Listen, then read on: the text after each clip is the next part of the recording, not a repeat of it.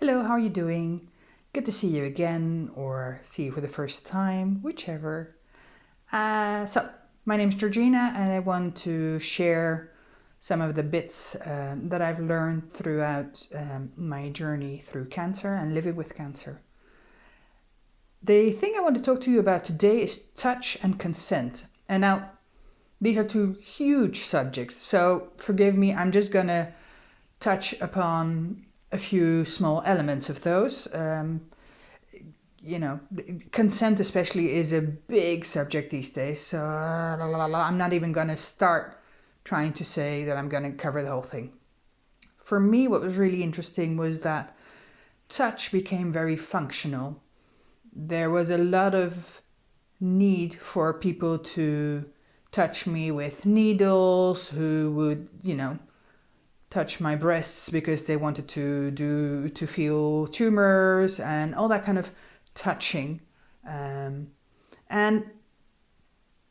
the more I got into the process, the more I realized that the energy with which somebody comes into your personal space, the intention with which you're being touched, is really, really kind of key to holding my own space of healing and belief and all that.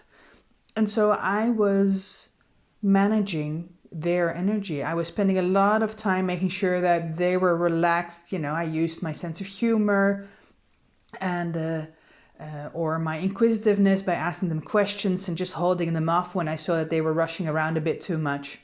And that was not how I wanted them to touch my body and come into my field. And so that sense of awareness about the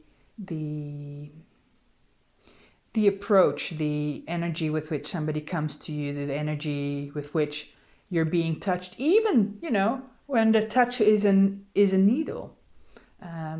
It in my experience, it even gets passed through with all those instruments, even in the medicine that goes into your body. So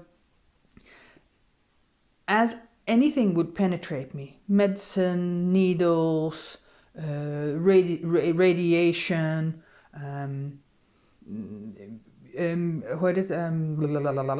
sorry, even the surgeon's knives and things like that.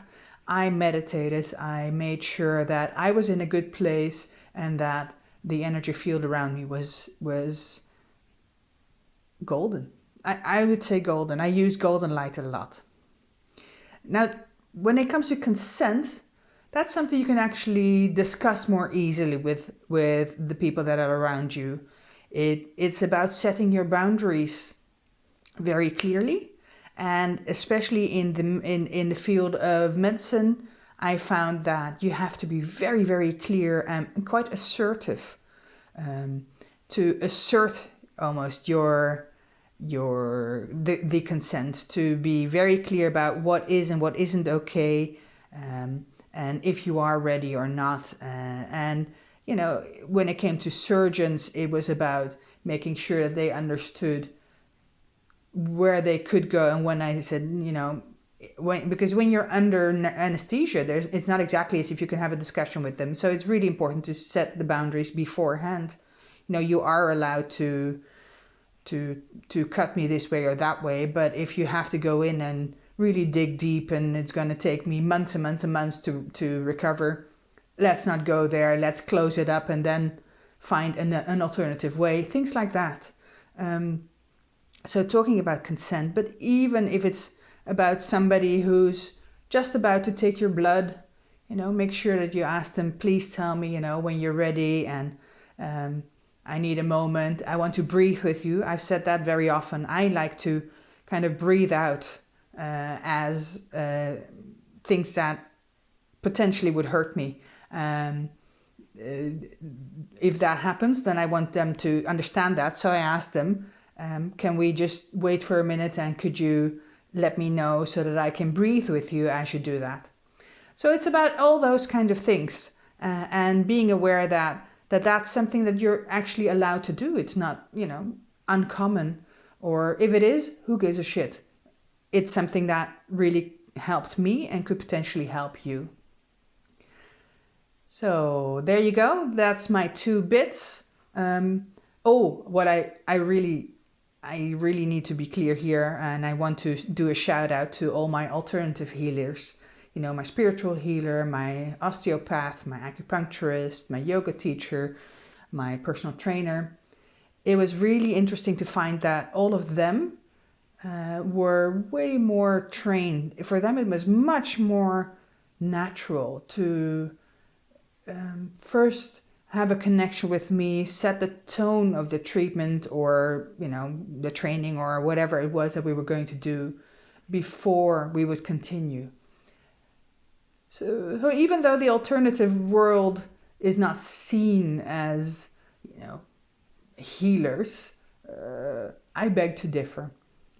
For me, that was so key and so important. So very, very, very beautiful to see that there is plenty of people out there that actually do this by trade, do this naturally, and you don't even need to have the discussion. But consent's still always a thing, but very, very often they too are very trained in asking questions and getting clear about this kind of stuff. Masseurs, I'm forgetting lots of people. Anyways, all right. See you on the other side of, you know, next session. And for now, have a fabulous day. And make sure that next time you touch somebody, you're also aware of what you're doing. Goodbye.